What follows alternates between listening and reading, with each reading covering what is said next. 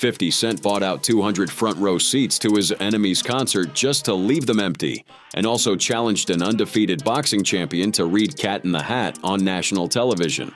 These are 10 times 50 Cent had zero tolerance for disrespect. Back in 2003, 50 Cent took a chance on a young West Coast rapper named The Game, signing him to G-Unit Records and helping shape his debut album, The Documentary. 50 wrote 6 tracks on the project, including massive hits like How We Do and Hate It or Love It. And the album went platinum, turning The Game into a household name. On the surface, it looked like the perfect mentor-protege relationship, with G-Unit positioned as a dominant force in hip-hop. But behind the scenes, 50 was beefing with half the industry, Ja Rule, Fat Joe, Jadakiss, and expected everyone in G-Unit to share his enemies. The Game wasn't on board with that mindset, especially when he wanted to work with Nas and refused to inherit 50's feuds. That tension came to a head on February 28, 2005, when 50 Cent showed up at Power 105.1 for an interview that would change everything. Hey, now let's talk about the G-Unit for a minute, 50. Yeah. Now I've read where you said Game was about to be dropped from Aftermath Interscope before you got involved. That's true? Yes, it was absolutely the truth. 50 wasn't just airing out grievances. He was about to tell the world exactly what he did for the Game's career and why he was done with him. He came back recently from overseas and was disrespectful, man. Like the way he's like, it's like he's feeling himself, like because of how well his record is selling. You know, so The room went quiet. 50 was about to reveal something the Game probably hoped would stay buried forever. But I wrote those records. I created the concept of those records and he rapped around it. He's a great rapper. He's not a good songwriter. You know what I mean? There's a difference. It's a major difference. 50 just told the entire industry that the Game's biggest hits weren't really his. That's a career-ending accusation in hip-hop.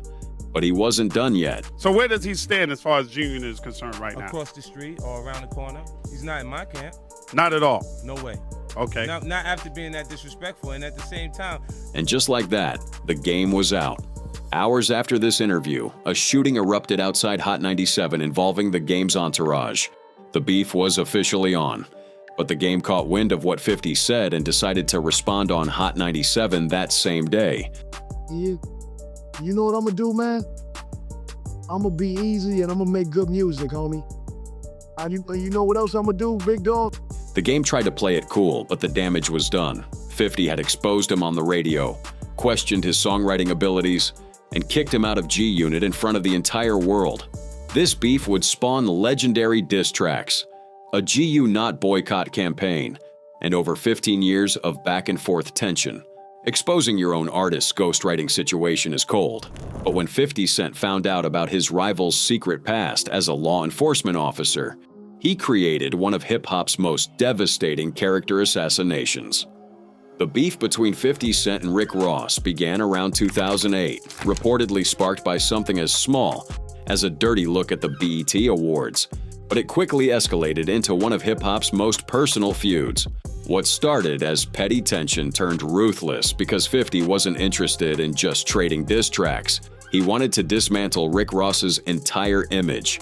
At the time, Ross had built his brand on the persona of a former Miami drug kingpin, with his lyrics, visuals, and reputation centered on street credibility. Instead of responding musically, 50 took a different route and hired private investigators to dig into Ross's past. What they uncovered was explosive. Before rap fame, Rick Ross worked as a Florida correctional officer from 1995 to 1997. Once 50 obtained the proof, he didn't leak it quietly, but launched a full-scale public humiliation campaign that permanently damaged Ross's image. He would still write a verse, but his verse always has drug dealer references in him. Yeah, when he's admitted to being a correctional officer, okay? In order to be a correctional officer. 50 wasn't letting this go. He renamed Rick Ross Officer Ricky, created cartoon parodies, and even interviewed Rick Ross's baby mama to mock him. But what made this exposure so effective was how 50 broke down the logic. In order to be a correctional officer, you have to not have any criminal history. That's the kill shot right there.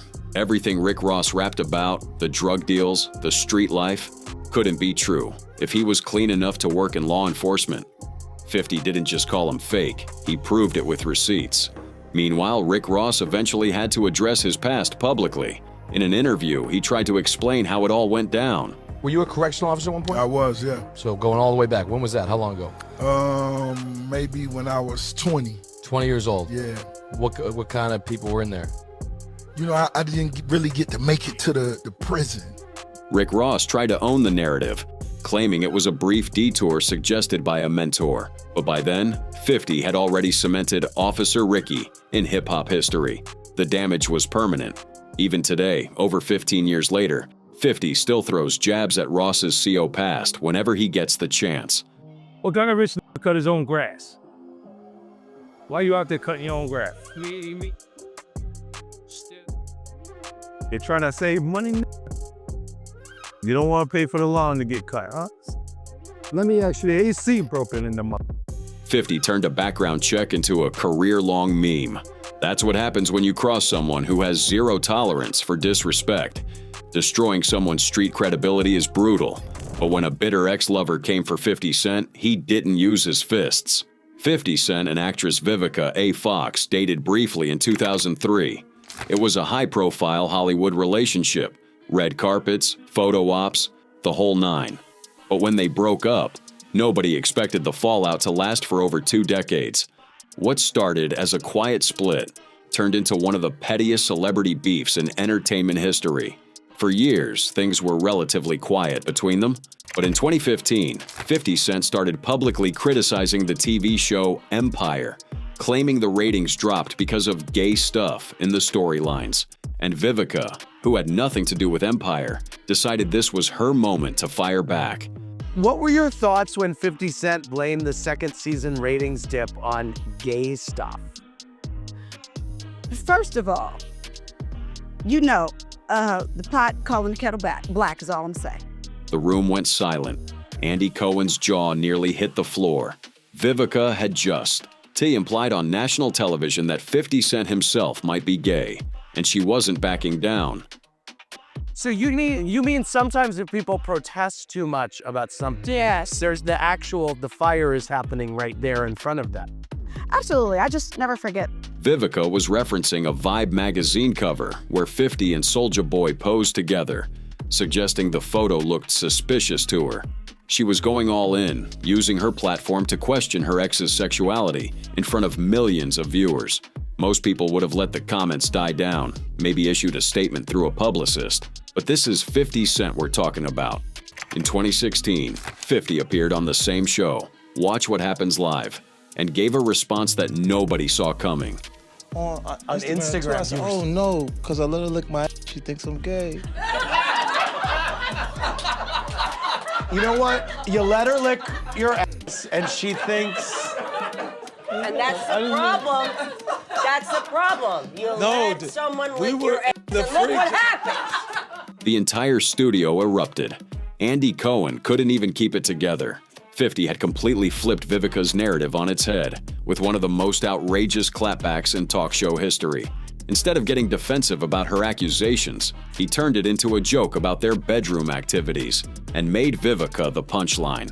Exes going at it on national television is always messy, but when 50 Cent found out about his rival's secret past as a law enforcement officer, he created one of hip-hop's most devastating character assassinations. 50 Cent and Floyd Mayweather were once close friends, even business partners through the Money Team promotions. But around 2012, their relationship soured over money disputes and personal jabs. By 2014, they were taking shots at each other publicly. And when Floyd went on The Breakfast Club and called 50 Cent, Nelly, and T.I. irrelevant and broke, 50 decided to retaliate in the most humiliating way possible. See? There had been rumors for years about Floyd's reading abilities. He had openly talked about leaving school early to focus on boxing. And during a radio appearance, he visibly struggled reading a promo script. Most people would have let it go. But 50 Cent, he saw an opportunity. Floyd tried to clap back in an interview, flexing about his wealth and relevance.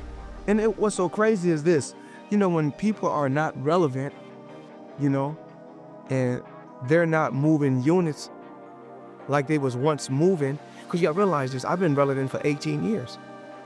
But you think they use your name too? Floyd was trying to position himself as the guy who would always be on top. But 50 was about to flip the whole conversation. A lot of these rap artists, rap about certain things, but I really live it. Like, you know, every home that I have is paid for. Every car that I have is paid for. Floyd thought this was checkmate.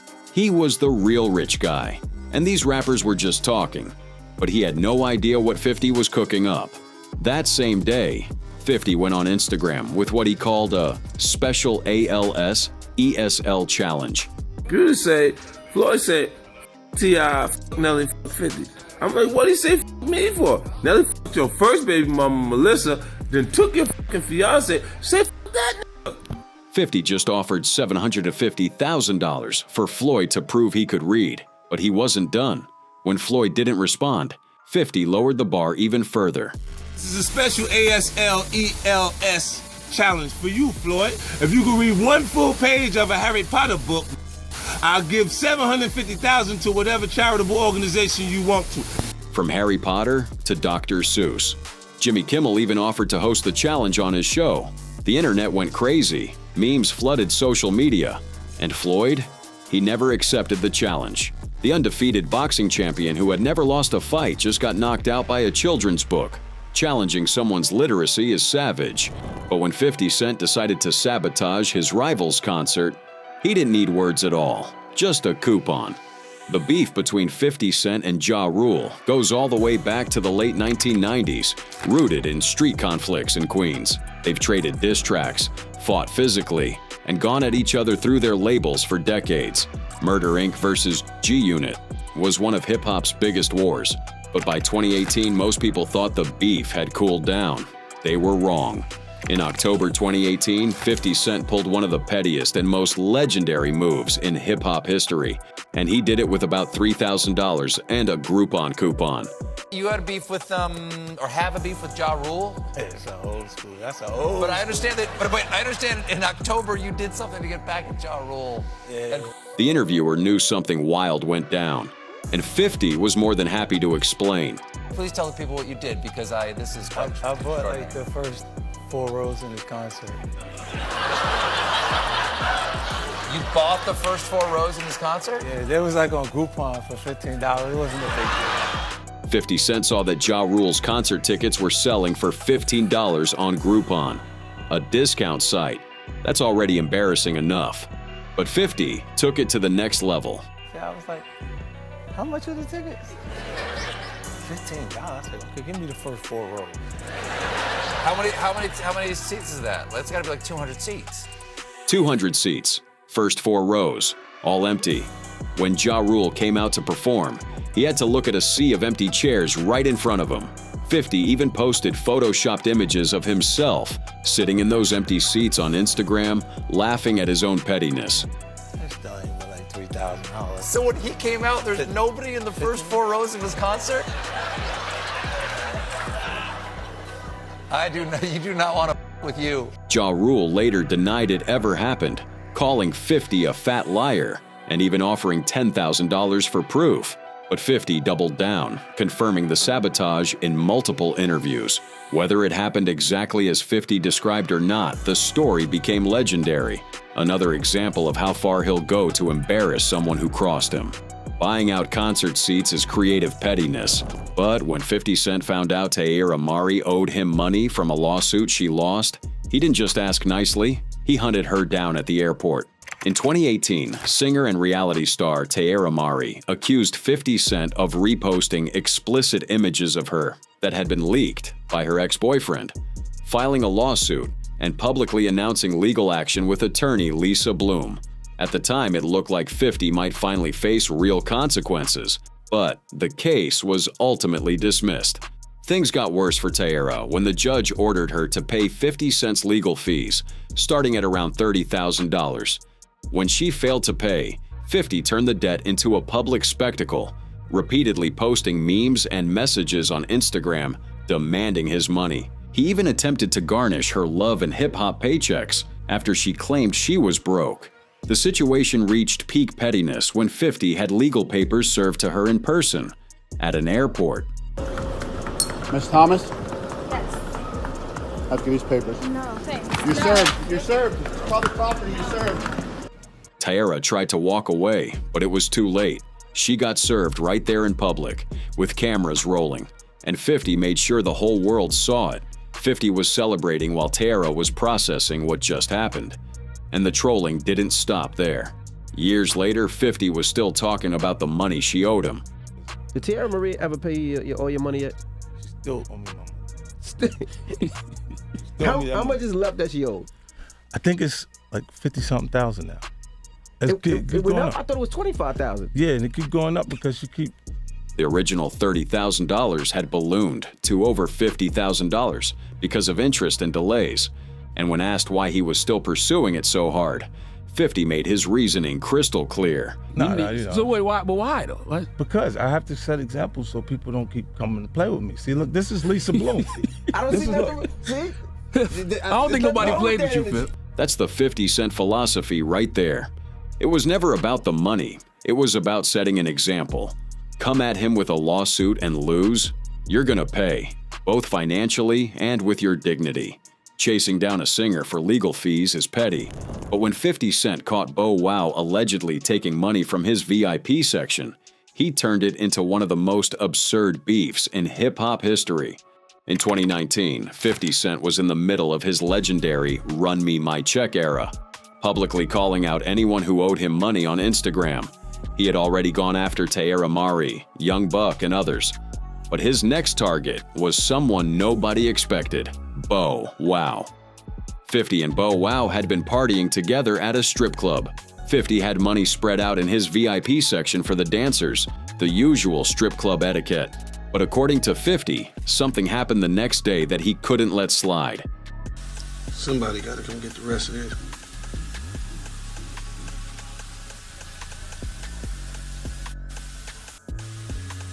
Somebody gotta come get the rest of this.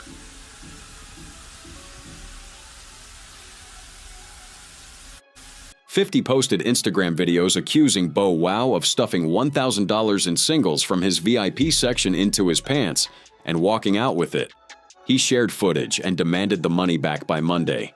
The internet lost its mind. Two millionaires were about to beef over strip club singles. What's up, Mama?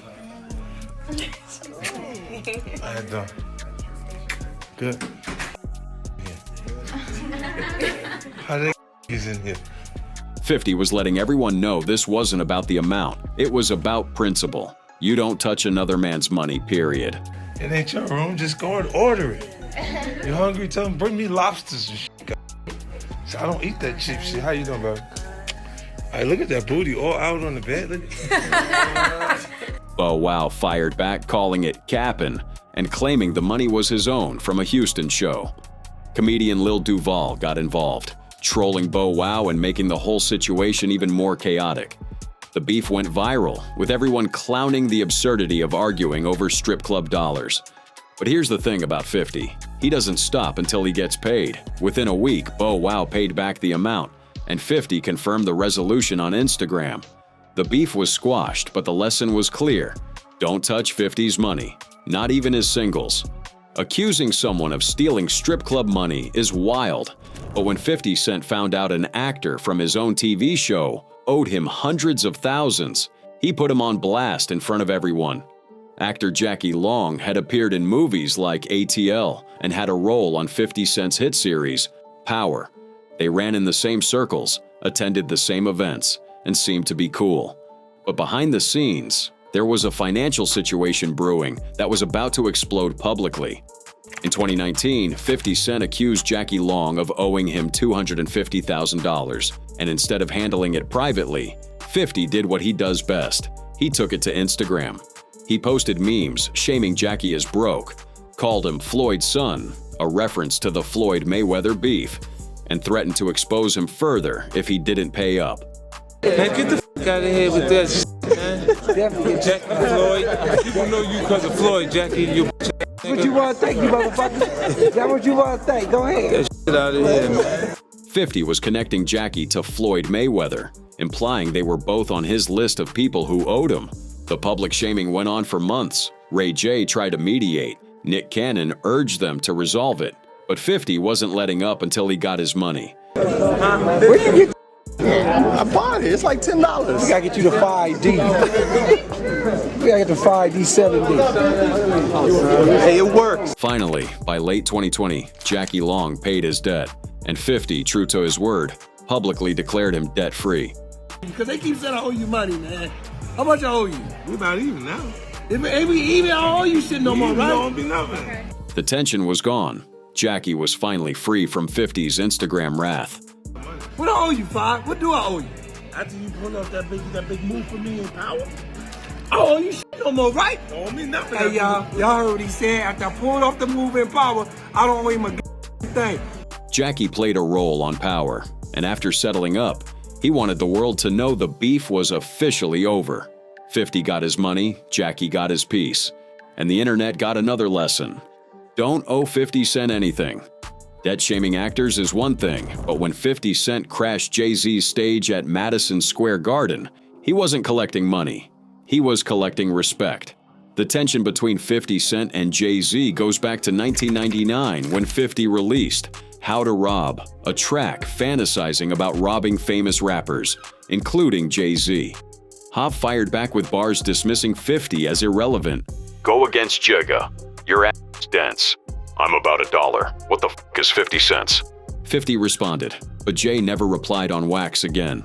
And that bothered 50 for years. Their relationship was complicated. They did a joint tour in 2003, showed each other public respect, but underneath, there was always an edge. And in 2007, at the Screamfest concert at Madison Square Garden, that edge came out in front of thousands of people. Jay-Z was on stage with Kanye West, T.I., and Diddy. T.I. had just called Jay the King of New York, and that's when 50 decided to make his presence known. King of the South, King of New York, what's happening?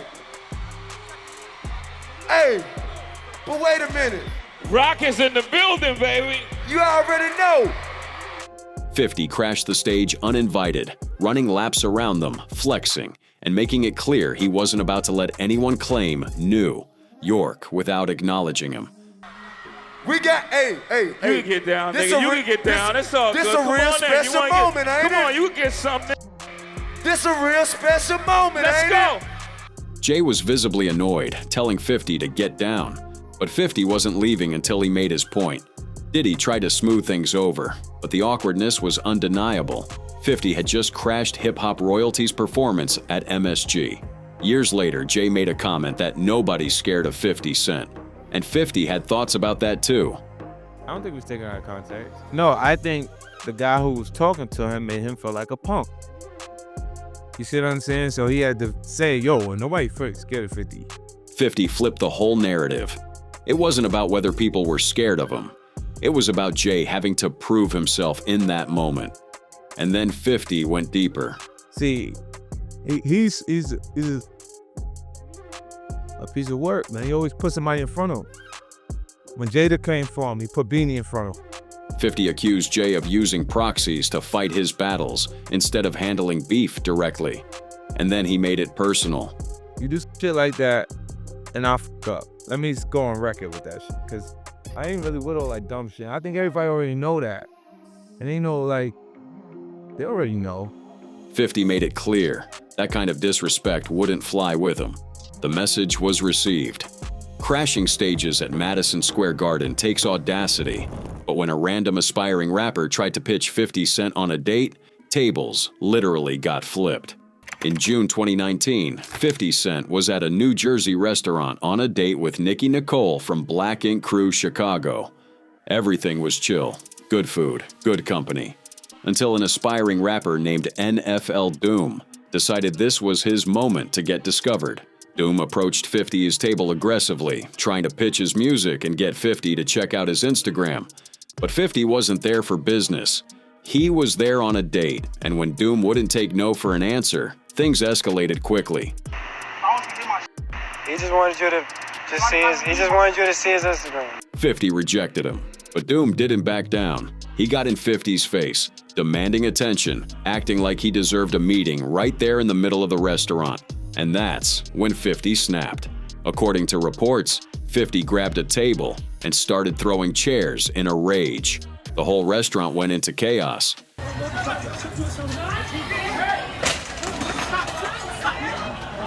Hey, Gotcha. Witnesses described 50 as going bananas. No punches were thrown, but the message was clear. You don't walk up on 50 Cent uninvited, invade his personal space, and expect him to be cool with it. Doom later went on Instagram claiming he wasn't scared and even could have taken Nicki from 50. But the footage told a different story. Some people speculated the whole thing might have been staged for publicity, but it fit perfectly with 50's history. He doesn't tolerate people crossing boundaries, whether it's business rivals, former friends, or random rappers trying to use him for clout. Everyone gets the same treatment.